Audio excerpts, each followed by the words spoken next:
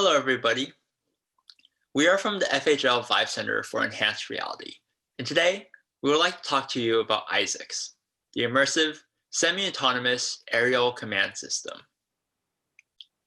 We are an open source project that demonstrates new ways for human users to intuitively interface and collaborate with aerial drones via immersive technologies such as VR. To begin, I would like to introduce our team. My name is Eric Wang, and I'll be giving you a brief intro on the problems that ISAACS will solve. Then, Jasmine will dive into the advantages that VR can provide, and Varun will be talking to you about how our project is being open sourced. Diving deeper into the architecture, Leo will be telling you the design rationale behind our system, while Newman will look through the VR interface, and Shreyas will look at the server's architecture. Then Kyle will wrap everything together with a beautiful demo. I would also like to thank some other members of our team, some of whom you'll be hearing from later today. Without further ado, let's get right into it. You may be wondering, what are drones used for? Well, applied to a variety of industries, drones have the capability of saving billions of dollars a year while increasing productivity. Take, for example, the agricultural industry, in which the rise of precision agriculture, a scientific, data-driven method of farming, has called for the placement of thousands of sensors all across a farmer's farm. Now, these sensors may be expensive to purchase and hard to maintain. Imagine if we could replace these thousands of sensors with a single sensor suite mounted to the bottom of a drone. We could then fly this drone around the farmer's farm in order to collect all the data that is necessary. Currently, the drone-mounted systems are like the ones that you see to the left. A farmer is standing in his field, flying the drone through a remote controller a mere 30 meters in front of him. Wouldn't it be nice if a farmer could wake up one day and place waypoints across his farm, like the ones that you see on the right? And then he could sit back in his chair and relax inside his house while the data is being collected by the drone. Let's talk about another use case in which drones are useful: search and rescue. Imagine it is dark out and a hiker is lost in the forest. However, search and rescue teams are unable to find the hiker because their eyes are not adapted to seeing in the dark, and there's just so much ground to cover. Now, this is where aerial vehicles such as helicopters come in handy. Easily maneuverable and speedy, they can cover large areas of land and shine powerful spotlights onto the search area. Moreover, with recent advancements in thermal imaging, they're even able to detect the body heat signature of a hiker. But a single helicopter with a single thermal camera can't be expected to search a whole forest in one night. But imagine if this one helicopter could be traded in for multiple drones, each with their own thermal camera for just a fraction of the cost. These drones can then maintain the same speed and maneuverability of the helicopter, and in fact, in some cases even fly below the canopy of trees, something that helicopters cannot do. But with multiple drones, they're able to speed up the search and quickly find the hiker in time. Another use case for drones is 3D mapping. This involves attaching a camera or a LiDAR sensor to the bottom of an aircraft and flying them around in order to generate a highly accurate 3D terrain map. This has applications in real estate, construction, and even the military. Unfortunately, current-day solutions is to use fixed-wing aircraft. Now, the aircraft itself costs hundreds of thousands of dollars and requires a skilled pilot to fly, making it infeasible for many companies and even some law enforcement agencies to use. However, drones can be outfitted with the same sensors and be flown around for much less while doing the same job of creating a 3D terrain map. Finally, we've all heard about the devastating wildfires in California, some of which were caused by faulty power transmission lines. These power transmission lines require regular inspections, but unfortunately, these inspections are very dangerous to conduct, as there's hundreds of feet in the air and carry live electricity. Fortunately, with the advancement in drone technology, drones have been increasingly used for these inspections, allowing the operator to be safely on the ground while the drone flies up to take a look at the power lines. But unfortunately, just a single drone requires 2 operators to fly. Wouldn't it be nice if this drone could be flown autonomously and relay information back to a central command center? This way, the drone itself could be flying 24/7, conducting inspections at a much more frequent rate, and possibly preventing the next big wildfire. Now, let's talk about why the current technology falls short for these use cases. Primarily, drones are currently controlled with very complex controllers. This creates problems such as having a high learning curve for new operators. And each operator, no matter how experienced they are, can only fly one drone. After all, imagine keeping your thumbs on 4 different sets of joysticks. That just wouldn't work out. To give you an example of how complex these controllers can get, take a look at this instruction manual with all the parts labeled. Let's take a look at another thing that we need to keep in mind: spatial awareness. Spatial awareness is being aware of what's around our drone. After all, we wouldn't want the drone crashing into things. Currently, the FAA requires line of sight in order to provide spatial awareness. What this means is that operators must be physically on site where they are flying the drone. But this becomes infeasible for many applications where small drones are actually very useful, such as search and rescue, in which you're flying under the canopy of trees in search for this hiker. Obviously, if the operator is able to follow the drone through the trees, there wouldn't be a need for the drone, as the operator can just search for the hiker themselves using their eyes. It is because these drones are able to fly super fast through these trees in search of this lost hiker that it becomes more useful. And as such, line of sight is a barrier that we would like to break.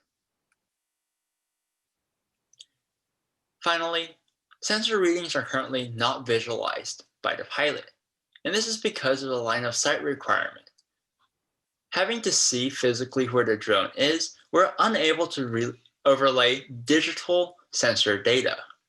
Current systems require 2 operators, as we've seen with the power line inspections. One operator is flying the drone, while the other is reading the sensors and telling the pilot where to fly next. This, unfortunately, can cause for miscommunication, not to mention the fact that 2 people flying just one drone seems very inefficient. Next, I'd like to hand it off to Jasmine to talk about the advantages that VR offers and how they solve these limitations. Thank you, Eric. With our development in virtual reality, we are able to hit 3 unique use cases. 1. Simplifying controllers for drone flight will allow for reduction in training time to fly drones safely. 2. Allowing for flights beyond the visual line of sight increases safety for pilots. And 3. The ability to overlay sensor data collected from drone missions allows for only one operator to be required to fly these missions. To go into more detail, virtual reality allows for the simplification of a singular complex controller or set of controllers for flights with multiple drones, such as a sample controller on the left-hand side of the screen, to the more immersive experience as shown on the right-hand side of the screen. Pilots are able to learn flight and mission planning much more intuitively with a virtual environment rather than having to be trained extensively on the intricacy of drone flight. In addition, virtual reality can pave the way for standardization of drone flight, regardless of make, model, or brand, drastically reducing training, safety protocols, and preparation time. Secondly, the beyond visual line of sight problem, as outlined previously by Eric, can be solved with VR interfaces. Through virtual reality, the user could be provided with a bird's eye view of the flight path rather than relying solely on their visual reference. This allows for the user to be able to fly drones from anywhere in the world with an internet connection. This also allows for decentralization of the pilot's location, no longer to be needing to remain in the immediate vicinity of the mission required. This effectively allows for remote operation of the control, thus minimizing safety concerns with drone operation. Specifically, by flying drones with virtual reality, many dangerous and unsafe flight conditions can be avoided for the operator and the people involved. This may include natural disaster prevention, preparedness and response, such as firefighting, survivor detection in floods or tsunamis, or damage to buildings after a very strong earthquake. VR drone systems can also minimize threats to the operator in the detection of nuclear radiation sources, while also supporting military and crime prevention efforts. Lastly, as previously mentioned, various safety inspections can be done remotely, reducing workplace hazards to inspectors and other workers of construction sites, power lines, wind turbines, and other large structures. The last use case allows for the visualization of sensor data collected by the drone during its flight in the virtual environment. By overlaying sensor data into virtual reality, only one operator is needed during the flight. They are able to see what has been mapped or what data has been collected in real time within their virtual environment. This also allows for an intuitive way to presenting data to not only the operator, but also any other parties. Now, here's the full demonstration of ISAACS software. As you're about to see, ISAACS enables the user to fly drones completely through our virtual reality environment. Our solution to the issue of complex flight controllers for drones was to provide a universal method that can be utilized for any UAV. We harness the semi-autonomous flight capability of the drone to fly a set course that the user determines in VR. The user is able to set waypoints in the virtual environment, which the drone will mimic in real life. As you can see on the screen, the blue spheres are the placed waypoints that are set by pointing the controller at the desired location in virtual space. A yellow line connects each waypoint, reflecting the path that the drone will need to take to fly those waypoints. The user is also able to move around, rotate, and soon you will see scale the virtual map and environment that they are in, providing for fluid and accurate waypoint placement. In addition, the users are also able to edit or delete any waypoints placed in real time, provided that the drone has already not flown them.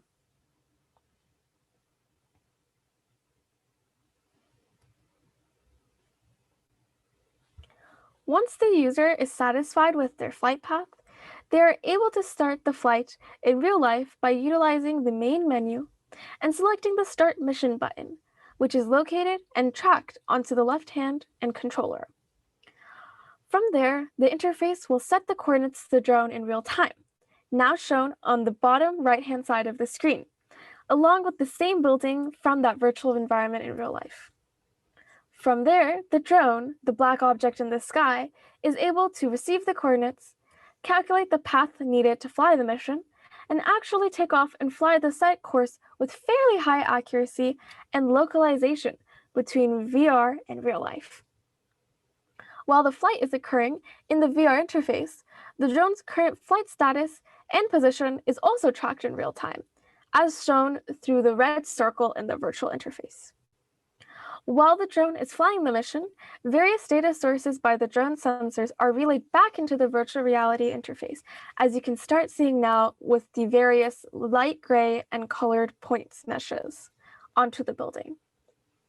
Currently, we support LiDAR meshes for environment scanning and display, point cloud meshes, and nuclear radiation mapping. In addition, we can expand to potentially display any sensor data type. Specifically for this demonstration, the light gray mesh is a LiDAR scan of the environment, while the colored meshes reflect nuclear radiation of various quantities emitted by the radiation source that was placed inside of the building prior to the demonstration. From here, I will pass it on to Varun to talk about the open source aspects of this project. Thanks, Jasmine. So now we've seen an example of how our platform can be used to run a waypoint mission. And as Eric described, there are countless use cases of such drone flights. This is why we believe one of the most prominent features of our ISAACS system is that it is fully open source. Any user can download our software, add their sensor of choice, and have a ready-to-use platform that can run their custom missions. In addition, this means developers from various backgrounds can add their work onto our existing platform. For example, we currently support DJI Matrice drones and are working on adding drones that use the ArduPilot software suite, but functionality for any new drone type can be added as well. For data visualization, we support 3D meshes and point clouds, which cover most existing 3D sensors, such as LiDARs, depth cameras, and our lamp radiation sensor. But again, any custom data types for advanced sensors can be easily defined. Finally, researchers working on custom algorithms can also incorporate their work into our system. For example, a new path planning algorithm can be run, which takes in LiDAR scans sent by the drone and outputs an optimal flight path. Most importantly, they can add this algorithm without needing to learn about our VR interface or even any drone-specific APIs. As the community grows, we will be able to support a wide ecosystem of drones, sensors, and algorithms that can be employed for any use case imaginable. Now that we've seen the potential of the ISAACS platform, let's explore how it really works. The ISAACS architecture has three main components. On the left, we have the VR interface that Jasmine demoed earlier. In the middle, we have our server that communicates with the interface. And on the right, we have a fleet of drones that are in constant contact with the server. In the VR interface, the user places a set of target waypoints they want the drone to fly to. The server abstracts away specific drone and sensor APIs, so the user simply has to select these target locations and send them as a new waypoint mission.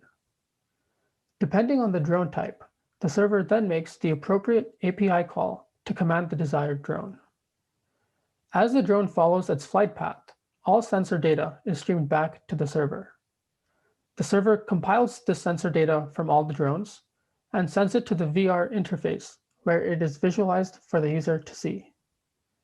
The server can also run any custom algorithms, such as a path planning algorithm that uses LiDAR data of the environment to dynamically update the drone's flight path. This was a general overview of how ISAACS works. We'll now be diving deeper into each of the components. Thank you, Varun. The first component to examine is the server, namely, why create the server?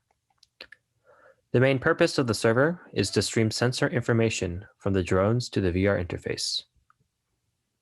Recent advances such as 5G address latency and bandwidth concerns, allowing us to maintain a robust connection with drones out in the field doing land surveys, remote structure inspection, and emergency response. As opposed to using a direct connection between the drones and VR interface, having a separate server opens up a wide variety of possibilities for us. The server is built to have a modularized structure so anyone can create their own modules and easily integrate their work into the server in a plug-and-play fashion, which is extremely convenient for open source development since developers can work independently and concurrently without issue. Additionally, having the server eliminates the need to have powerful processing units on each of the endpoints. Instead, we can divert the computation to the centralized processors on the server, allowing us to bypass computational bottlenecks on drones or on the VR interface itself. Another use case is for mesh consolidation and refinement. The server can run post-processing on mesh information received from the drones, and we can also use it to consolidate multiple meshes from multiple drones and sensors into a single global mesh. We can also run search and pathfinding algorithms on the server for tasks such as finding the nearest radiation source or even the optimal safe path to take in emergency response use cases. Additionally, with the recent innovation in computer vision, along with the increasing need for multi-drone flight, anomaly detection in flight is key, and housing the algorithm on the server would allow us to run fault detection and object detection in real time, further compounding the amount of autonomous control we have. Our main focus for the server is on multi-drone and multi-user control.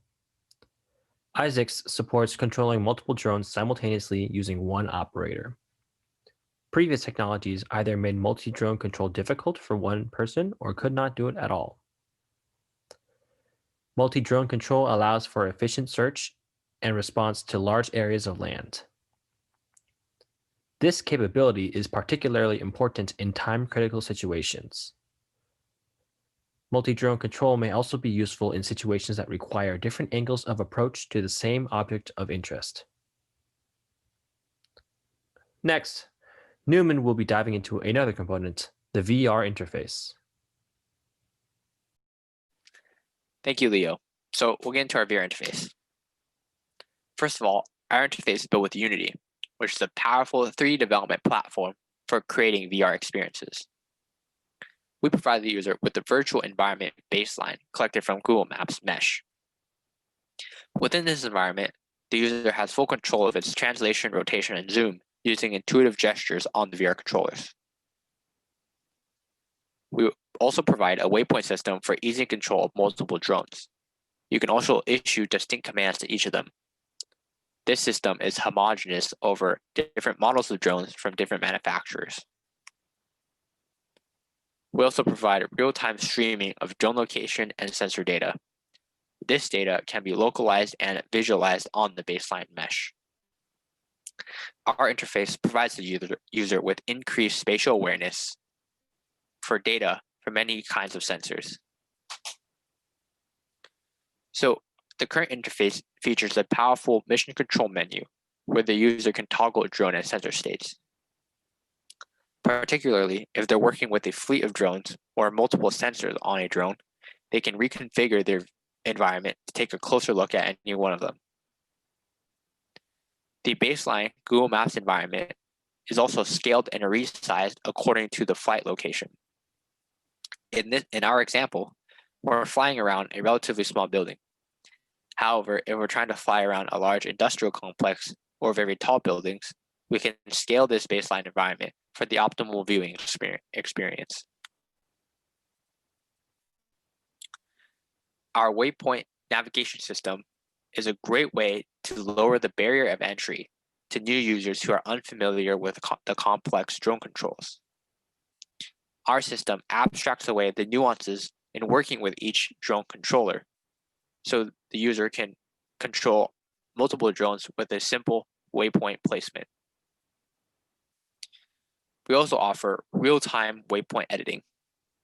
While a drone is in flight, the user can redirect it to previous or new locations for a better look.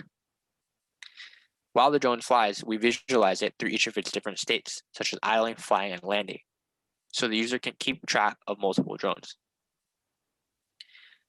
We also offer a very flexible data visualization platform. It supports multiple kinds of sensors such as LiDAR, GPS, or radiation.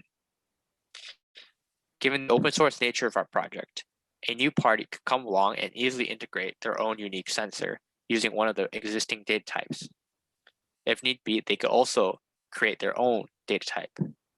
In either case, we abstract away the nuanced integration with each of the sensor systems to provide a uniform visualization experience.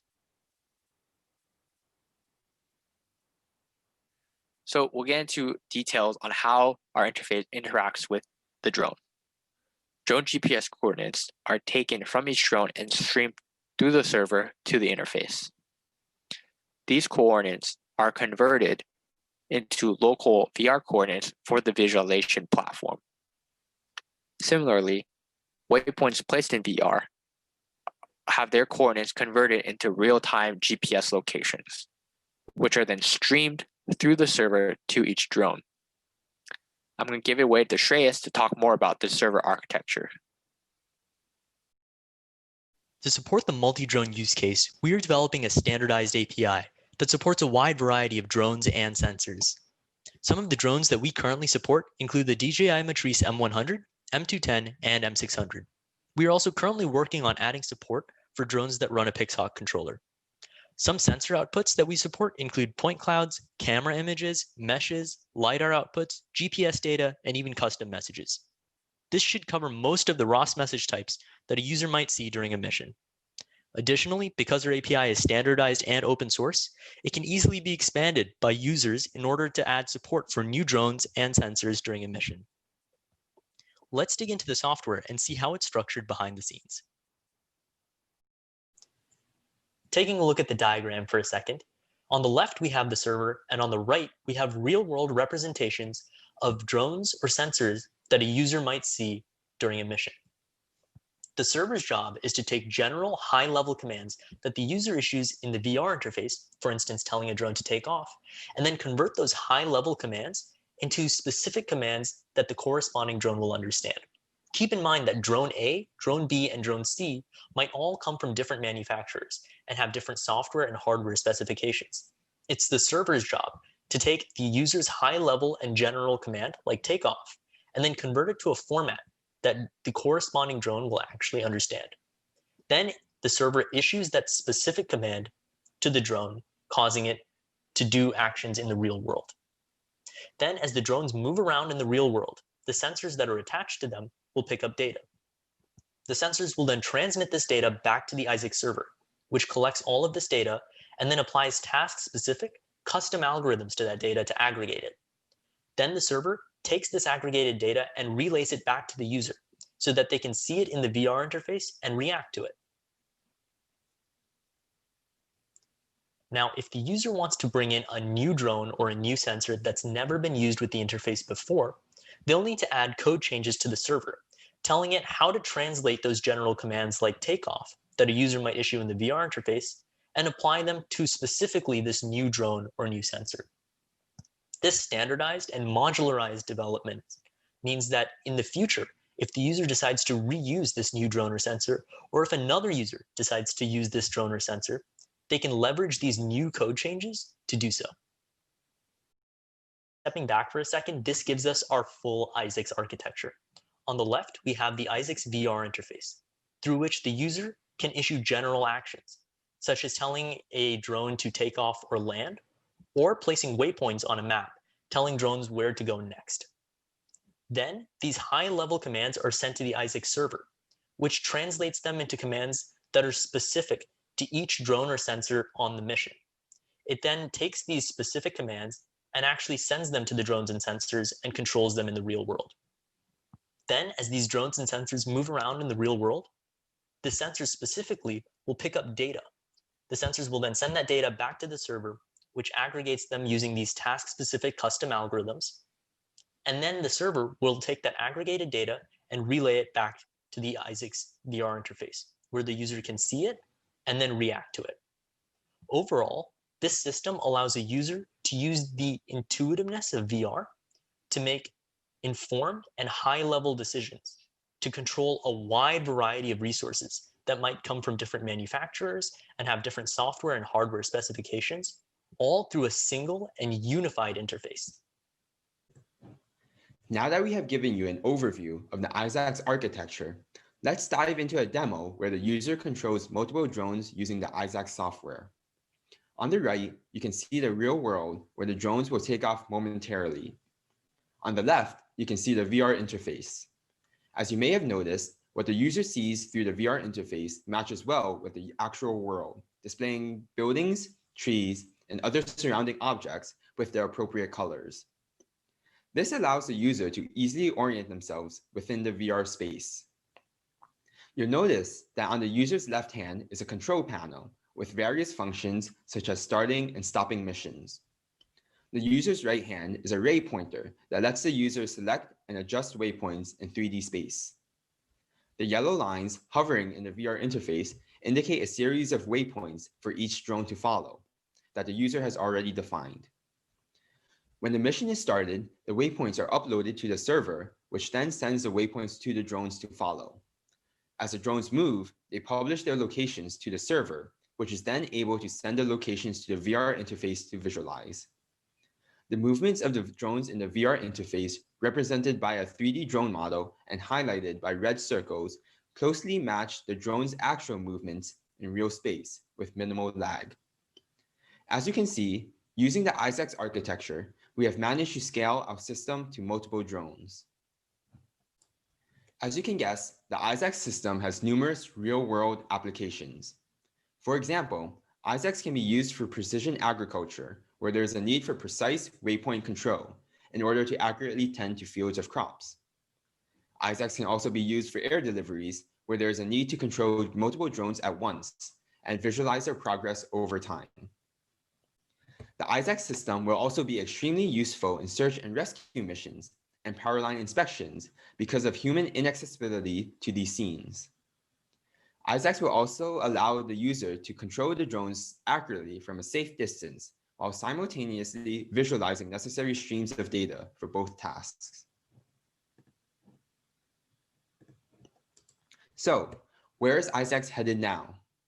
We plan to use the ISAACS architecture to further education and research. For example, next spring, we plan to launch a pilot program through a UC Berkeley course that incorporates ISAACS as a course project. This will give students an opportunity to learn, experiment, and contribute to the open source software, vastly increasing awareness and robustness. Additionally, ISAACS has set a precedent for beyond line of sight drone flight, and we plan to further explore FAA regulations and the endless possibilities of flying drones through VR.